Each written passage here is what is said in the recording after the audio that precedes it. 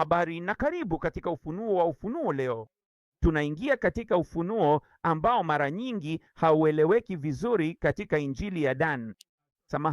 Katika kitabu cha Danieli sura ya 9. Inavutia kabisa unapoelewa kwamba si kuhusu dhiki ya miaka 7, unapoelewa kwamba kwa kweli ni dhiki ya miaka 14.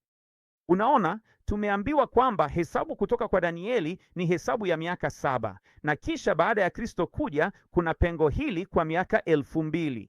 Kabla ya miaka 7 ijayo kutimia, nitakuonyesha kwamba Danieli 9 inafunua mwisho wa nyakati kabisa ndani ya kipindi cha miaka 14. Unaona, lakini kama hii ndiyo mara yako ya kwanza kufuatilia mafundisho haya hapa, unaweza kutaka kurudi na kutazama baadhi ya yale yaliyopita, ambapo tunafafanua kwamba mwisho wa nyakati kwa kweli unahusu kipindi cha miaka 14, na kwamba siyo yote yanahusu Injili ya Mathayo, bali ni kuhusu Injili ya Luka, halafu Marko, kisha Mathayo, kwamba wa kwanza atakuwa wa mwisho na wa mwisho atakuwa wa kwanza, ikimaanisha Mathayo, Marko, Luka, mwishoni inachezwa kama Luka, Marko, Mathayo katika Injili za Sinoptiki. Unapotazama mafundisho haya na unavyoanza kuyaelewa, utaona kwamba inafichua kuwa pre-trib ni kweli, mid-trib ni kweli, na post-trib pia ni kweli. Lakini ndani ya hayo utagundua kwamba mwisho wa nyakati sio tu yale miaka 7 ambayo kila mtu huzungumzia kutoka kwa Mathayo. Kwa sababu hiyo ni miaka 7 tu ya tarumbeta. Marko ni miaka 7 ya mihuri, na Luka ni sehemu ya juu ambayo inaanza na pre-trib. Na hebu ni kuonyeshe picha ya kinabii ya hili, mfano uliofumwa katika Agano la Kale na Agano Jipya unaofichua mambo haya kwa ajili ya mwisho wa nyakati. Unaona, katika moja wa Falme 6, na kama sitataja sura niliyomo, angalia tu upande wa kulia, inasema katika mwaka wa 4, ambayo ina maana miaka 3 na ushee. Sawa? Katika mwaka wa 4 ndipo msingi wa nyumba ya Bwana uliwekwa. Katika mwaka wa 11 hekalu lilimalizika. Je, nyumba ya Bwana ilimalizika? Ilijengwa kwa miaka 7. Kwa hiyo una jumla ya nini? Una picha ya takribani miaka 10 na nusu. Katika mwaka wa 11 inamaanisha miaka 10 na miezi kadhaa. Sawa? Siamini kinabii kwamba itahusishwa na mwezi wa Zifu na mwezi wa Buri. Mwisho wa nyakati. Hicho ndicho kilichotokea tu katika Agano la Kale. Lakini tunapata picha ya kinabii ya hili hekalu kumalizika katika mwaka wa 11. Sasa angalia kinachotokea unapofungua Zaburi 90:10. Inasema siku za miaka yetu ni 70, na kwa sababu ya nguvu zikifika 80, hiyo ni miaka 10 zaidi. Je, nguvu zao ni nini? Kazi na huzuni. Kazi na huzuni inamaanisha dhiki, maumivu, mateso, kwa maana itakatiliwa mbali hivi karibuni. Huu ni muda mfupi, idadi ya miezi X tunasema kama miezi 6, kwa hivyo umekata miaka 10 tena na kama miezi 6 hivi. Kwa hivyo uko katika mwaka wa 11 ndani yake kwa idadi ya miezi X. Sawa? Na kisha inasema nini? Na tularuka mbali. Hii ni nini katika ufunuo wa kinabii? Ni Ufunuo sura ya 12 mstari wa 14, wanaporuka kwenda nyikani kwa wakati na nyakati na nusu ya wakati, ambayo ni jumla ya miaka 3 na nusu kwa jumla ya miaka 14. Sawa? Kwa hivyo uliona nini? Kipindi kile kile cha takriban miaka 10 na nusu kama ulivyoona katika ujenzi upya wa hekalu. Sasa tazama kinachotokea tunapoenda kwenye Danieli sura ya 9. Hapa ndipo kila mtu amekosa, kwa sababu wanasema wiki 70 lazima ziwe 70 mara 7. Mara 70 kwa miaka 7, na unapata hesabu hii hadi wakati Kristo alipokuja, kulingana na hekalu lililojengwa upya tangu nyuma katika tamko la Agano la Kale. Sikubaliani na hiyo. Nasema hiyo ilikuwa hesabu hadi alipokuja mara ya kwanza. Lakini kile ambacho watu wamekosa ni kwamba wiki 70 si kuzidisha miaka tu. Pia inamaanisha sikukuu ya majuma. Kwa hivyo inaweza kuwa miaka 7, miaka 7. Inaweza kuwa siku 7 za juma, lakini pia ni sikukuu ya majuma, ambayo ina maana kwamba Danieli sura ya 9 inasema sikukuu 70 za majuma, ambayo ni miaka 70 kutoka hesabu ya sikukuu ya majuma. Sasa tazama kinachotokea, angalia kinachotokea. Hili ndilo ambalo kila mtu huliruka katika ufunuo wa jinsi wanavyojaribu kulielewa. Katika ijayo katika mstari wa 25 inasema hapana. Kwa hiyo na uelewe kwamba tangu kutolewa kwa amri ya kutengeneza na kujenga upya Yerusalemu, hata Masihi mkuu huyo atakuwa na majuma 7. Kwa hivyo ikiwa majuma 70 ni miaka 70 kutoka sikukuu ya majuma hadi sikukuu ya majuma, basi tunaangalia nini? Hekalu lilikuwa bila shaka, au si hekalu, samahani, Yerusalemu imesambuliwa na kuharibiwa.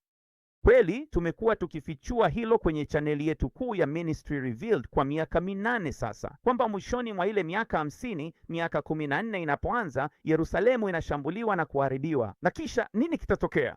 Kutakuwa na amri ya kuwaruhusu warudi na kuanza kujenga upya. Na katika miaka 7 ya kwanza ya mihuri watajenga tu msingi wa hekalu kwa sababu ya usumbufu utakaokuja na mnyama huyo atakapojitokeza. Lakini sasa angalia kitakachotokea. Hapa kuna wiki zako 7 kama miaka 7. Ni nini kilitokea katika miaka hii 7? Zinawakilisha miaka 7 ya mihuri na msingi uliowekwa. Na kisha angalia nini kitatokea. Homa hii ni nini na ni nini? Inamaanisha tofauti na kwa kuongeza. Na hii ni alama 3 na wiki 2. Hakuna koma, kumaanisha kuwa hizi 2 zinaongezwa pamoja kwa wakati mmoja. Na tunaona ni wiki 2 ambazo zinawakilisha miaka 2 kutoka sikukuu ya majuma hadi sikukuu ya majuma. Na alama hii 3 ni nini? Inamaanisha 60. Hizi ni wiki halisi za kimwili kama vile siku 7 kwa wiki. 60 kati yao ni mwaka mmoja na siku 10. Kwa hivyo ni nini? Samahani, mwaka mmoja na miezi 2. Kwa hivyo una nini? Una miaka 10 na karibu miezi 2. Tulikuwa tunasema nini? Katika mwaka wa 11, miaka 10 na miezi kadhaa, ambayo kwa ujumla tunasema ni takriban miaka 10 na nusu. Hii inatuambia miaka 10 karibu miezi 2. Unaona kilichotokea katika ile 7 ya kwanza? Basi imetuambia tu katika Wafalme wa Kwanza 6 kwamba msingi uliwekwa. Sasa nini kinatokea katika nusu ya kwanza ya hukumu za tarumbeta katika miaka 7 ya pili kati ya ile 14? Hayo miaka 7 ya pili ya hukumu za tarumbeta inasema yatakuwa miaka 3 ya kwanza, na karibu miezi 2 inasema barabara itajengwa tena na ukuta hata katika nyakati za tabu. Basi hiyo pia inajumulisha hekalu. Na tazama kinachotokea.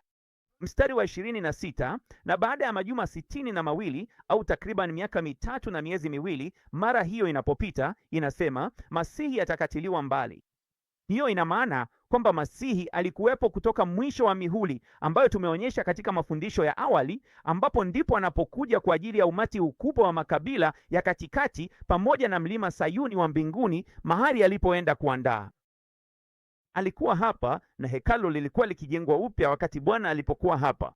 Unaona, si mpinga Kristo. Huo ndio mkanganyiko ya mawazo ya miaka 7. Sasa wakati zile miaka 3 na nusu ya kwanza ya hukumu za tarumbeta zitakapokamilika na mji ulikuwa unajengwa upya na ukuta na hekalu likajengwa upya juu ya msingi uliowekwa wakati wa mihuri, Masihi anakatiliwa mbali.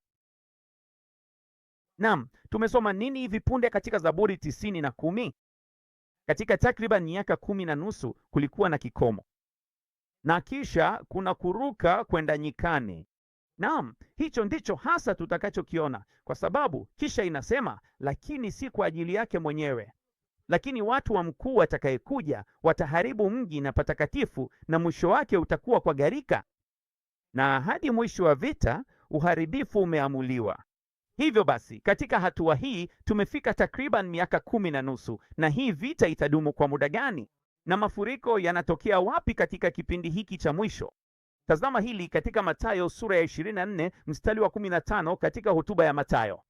Ni chukizo la uharibifu. Simama katika mahali patakatifu. Hapa ndipo shimo limefunguliwa sasa, na mwana wa upotevu ametoka. Tunaona hili katika Ufunuo 17. Katika mstari wa 8 ilisema wanyama uliowaona walikuwa hawa. Alipokuwa hapa kwa nusu ya pili ya mihuri, alishindwa mwishoni mwa mihuri. Kwa hiyo hayupo wakati wa nusu ya kwanza ya tarumbeta, na atapanda kutoka kwenye shimo lisilo na mwisho na kwenda kwenye upotevu. Hii ni wakati huo huo, takriban miaka 10 na nusu baada ya hekalu kujengwa. Sasa Ufunguo wa shimo lisilo na mwisho umefunguliwa, umetolewa, na anakuja kutoka shimoni. Na tunaona kwamba katika tarumbeta ya 5, malaika anapopiga tarumbeta ya 5, ufunguo wa shimo la kuzimu unatolewa. Na ni nani anayekuja? Lakini mwana wa uharibifu katikati ya tarumbeta takribani miaka 10 na nusu. Na inasema ni nani atakayempinga na kujitukuza? Zaidi ya yote, huyo aitwaye Mungu au anayeabudiwa hata akae hekaluni mwa Mungu akijionyesha kwamba yeye ndiye Mungu. Unaona, hekalu limejengwa upya ili aweze kuingia ndani yake, na lilikamilika takribani miaka 10 na nusu katika mwaka wa 11. Na katika Ufunuo 11, angalia tunachosoma wakati mashahidi wawili wanapomaliza kutoa unabii wao. Inasema mnyama anayetoka katika shimo lisilo na mwisho atafanya vita dhidi yao. Swali ni je, vita hivi vinachukua muda gani? Na watu wengi hawajaelewa, wanafikiri ni jambo la papo hapo tu. Jibu ni miaka 2 na nusu. Samahani, nami nitakuonyesha. Watakapomaliza katika Ufunuo sura ya 12, watakuwa wanatabiri kwa siku 1260. Mikaeli na malaika zake walimtoa Shetani, nao malaika zake nao wakatupwa chini duniani. Hii ni wakati ule ule wa tarumbeta ya 5, wakati ufunguo wa shimo lisilo na mwisho unapotolewa. Kwa hivyo Shetani ametupwa chini, shimo liko wazi, na nabii wa uongo amerudi pamoja nao pia. Na tazama, nini kitatokea? Kumbuka, tumeona tu katika Danieli 9:26 kwamba katika kipindi hicho cha miaka 10 na nusu, Masihi anakatiliwa mbali na kuna gharika, na hadi mwisho wa vita. Hii ndiyo vita itakayotokea dhidi ya mashahidi wawili, na kisha pia kuna sehemu ambayo ni mafuriko. Tazama kinachotokea katika Ufunuo sura ya 12 mstari wa 14.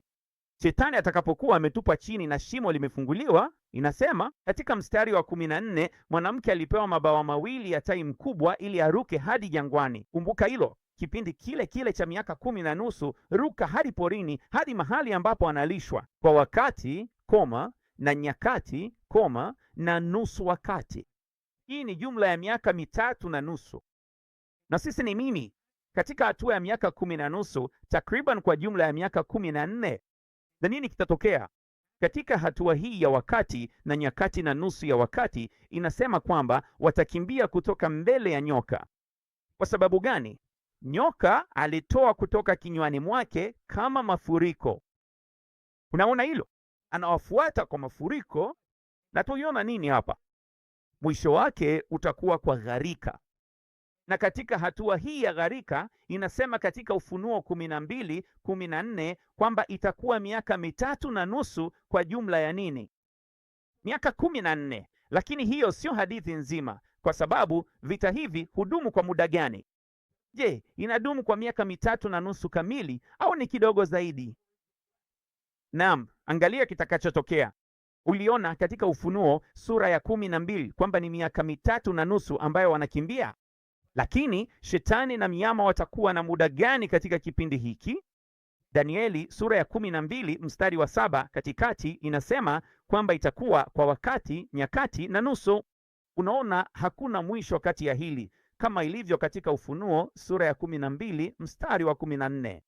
Hiyo ni kwa sababu watapata miaka 2 na nusu ya kuwatawanya watu watakatifu, miaka 2 na nusu ya kufanya vita hivi dhidi ya mashahidi wawili, na kisha itakamilika. Na hivyo ndivyo tunavyosoma katika Ufunuo sura ya 10 mstari wa 7 kwamba mara tu malaika wa 7 atakapoanza kupiga baragumu, siri ya Mungu itatimizwa. Unaona, hiyo ni Ufunuo sura ya 11 katika tarehe 11 ikipigwa wakati wa tarumbeta ya 7, wakati malaika anapopiga, kwa sababu kila kitu mbinguni na juu sasa kitaanza na kitakuwa cha Bwana. Na itakuwa ni wakati wa ghadhabu yake ya mwisho, ambayo ni kukanyaga zabibu kunakoacha mabaki. Na inamaanisha kwamba kulikuwa na mwaka mmoja umebaki, kwa sababu walipata mwaka mmoja. Kisha Bwana anarudi na kuweka miguu yake juu ya mlima wa Mizeituni kwa mwaka huo wa mwisho ili kuangamiza maadui. Na hicho ndicho unachosoma katika Danieli sura ya 9 mstari wa 27. Naye atathibitisha agano na wengi kwa juma moja. Huu ndio mwaka wa 14 wa mwisho. wakati Bwana mwenyewe baada ya kurudi anathibitisha agano alilofanya mwishoni mwa mihuri ili kuanza baragumu, na atawaangamiza maadui zake wote. Kwa sasa, kwa heri